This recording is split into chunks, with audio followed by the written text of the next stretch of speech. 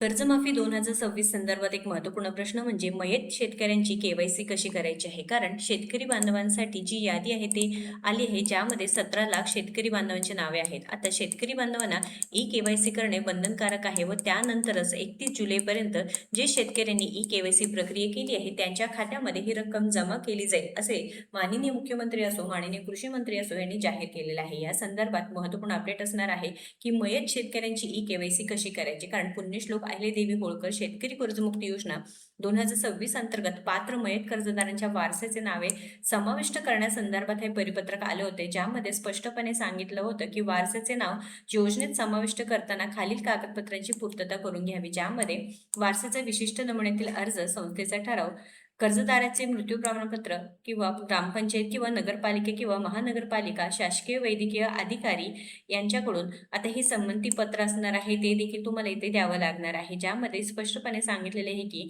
जे काही कायदेशीर वारसदार असून शपथपूर्वक मी लिहून देतो की जे मयत झालेले शेतकरी बांधव आहे हे आपल्या संस्थेचे सभासद असून त्यांचे मृत्यू दिनांक शासनाची कर्जमुक्ती योजनेअंतर्गत थकबाकी माफी, नियमित कर्जफेड प्रोत्साहन लाभ, त्यांच्या नावे येणारे लाभ मिळण्यास आम्ही सर्व वारस पात्र आहोत. यामध्ये फक्त आणि फक्त एक वारसदार चालणार आहे. त्यामुळे सदर लाभेच्या रकमेबाबत भविष्यात आमच्यात कोणतेही वाद निर्माण झाल्यास त्या शासन किंवा संस्था इथे मयत सभासदाचे नाव, कर्ज प्रकार कोणता आहे, कर्ज खाते, कर्ज माफीचा प्रकार कोणता आहे, म्हणजे नियमित कर्ज भरणारे आहेत का, थकबाकी शेतकरी असणार आहे, कर्जबाकी, वारसाचे नाव, वारसाचा आधार क्रमांक, सर्व माहिती ते भरायचं आहे. सोबत जोडलेली कागदपत्र म्हणजे मयत सभासदाचे मृत्यू दाखला, वारसाचा अर्ज, वारसांचे आधार कार्ड आणि पासबुक प्रत, वारस कुटुंब प्रमाणपत्र, इतर वारसांचे संमतीपत्र. एकापेक्षा अधिक वारस असल्यास फक्त एकच चालणार असणार आहे. त्यामुळे इथे मयत कर्जदार सभासदांचे वारसांची नावे पुण्यश्लोक अहिल्यादेवी होळकर शेतकरी कर्जमुक्त योजना 2026 अंतर्गत समाविष्ट करण्यासंदर्भात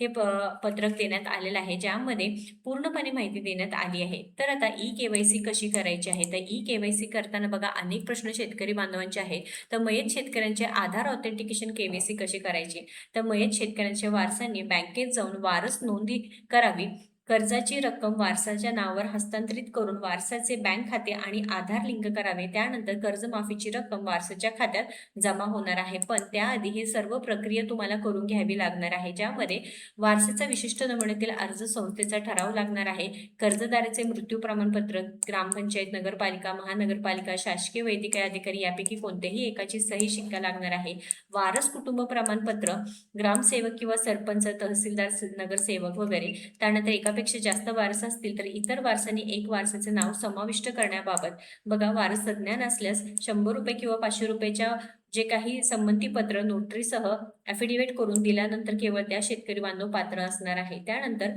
इथे जे काही नाम पुण्यश्लोक अहिल्यादेवी होळकर शेतकरी कर्जमुक्ती योजना अंतर्गत नाव समाविष्ट करण्यासंदर्भात हे जे काही विनंती पत्रक आहे ते सुद्धा देण्यात आलेलं आहे. तर मयत जे असणार आहे त्यांच्याबाबत असणार आहे की मयत शेतकऱ्यांचा आधार ऑथेंटिकेशनसाठी ही प्रोसेस असणार आहे. मयत शेतकऱ्यांच्या वारसांनी बँकेत जाऊन जी वारस नोंदी आहे ती करायची असणार आहे व त्यानंतर जे काही रक्कम असणार आहे वारसांच्या नावावर ते पूर्णपणे जे काही मयत च्या नावावरचे जे काही असणार आहे ते पूर्णपणे वारसांच्या बँक खात्यात लिंक होणार आहे आणि त्यानंतर कर्जमाफीची रक्कम खात्यात जमा होणार आहे. अनेक प्रश्न असणार आहे. शेतकऱ्यांची यादी गाव पातळीवर कुठे पाहायची आहे? तर ही यादी बँकेची शाखा किंवा ग्रामपंचायत आणि विविध कार्यकारी सेवा संस्था येथे उपलब्ध आहेत. त्या सुमारे 11.5 लाख पात्र शेतकऱ्यांना शासनाकडून थेट SMS देखील पाठवण्यात आला आहे. तुम्हाला असा SMS आला आहे का नाही? नक्कीच आपल्याला कमेंट करून सांगा. केवायसी करताना काही शेतकऱ्यांना फार्मर ID दिसत नाही. त्यांनी काय करावे? तर पहिल्या 17 लाख शेतकऱ्यांपैकी 13.5 लाख लोकांचे फार्मर ID जनरेट झाले आहेत.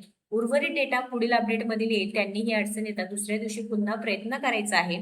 यादीत नाव आहे पण केवायसी करताना नो रेकॉर्ड फाउंड असा मेसेज येत असेल, असे क्वचित घडतं. पण शेतकऱ्यांचा ॲग्री स्टॅक क्रमांक जनरेट झाला नसेल तर हा मेसेज येऊ शकतो. अडचण कायम राहिल्यास जिल्हा जे काही DDR आहे यांच्याकडे ऑफलाईन तक्रार तुम्ही करू शकता. मोठ्या ग्रीव्हन्स नेमक्या कुठे नोंदवल्या जातात? नाव यादीत असून माहिती चुकीची असल्यास आपले सरकार सेवा केंद्रावर आधार प्रमाणीकरण करताना ऑनलाईन तक्रार नोंदवावी. नाव यादीतच नसेल तर दुसऱ्या यादीची वाट पाहावी. त्यातही नाव न आल्यास तहसीलदार किंवा DDR यांच्याकडे ऑफलाईन अर्ज करावे अशी माहिती देण्यात आली आहे. कर्जमाफी संदर्भात तुमचे काहीही प्रश्न असू दे, नक्कीच आपल्याला कमेंट करून विचारायचं आहे. कारण कर्जमाफीची यादी आता येण्यास सुरुवात झालेली आहे. जी पहिली यादी आहे ते 17 लाख शेतकरी बांधवांची असणार आहे. दुसरी यादी देखील येणार आहे व ती ऑगस्ट महिन्याच्या दुसऱ्या आठवड्यामध्ये म्हणजे 15 ऑगस्टच्या आसपास येणार असल्यामुळे शेतकरी बांधवांनो, जे मयत शेतकरी असणार आहे त्यांची सर्व कामे करून घ्यायची आहे. ई-केवायसी करताना अडचण येत असेल किंवा जे काही तफावत दिसत असेल कर्जमाफीच्या रकमेमध्ये किंवा कर्जमाफी संदर्भात तुम्हाला कोणतीही अडचण येत असेल तर आपल्याला कमेंट करून सांगा. व्हिडिओ महत्त्वाचा आहे, जास्तीत जास्त शेअर करून पुढील सर्व सरकारी अपडेट्स व कर्जमाफी अपडेटसाठी आपल्या योजनायात्रा पेजला व चॅनलला सबस्क्राईब फॉलो करा. धन्यवाद.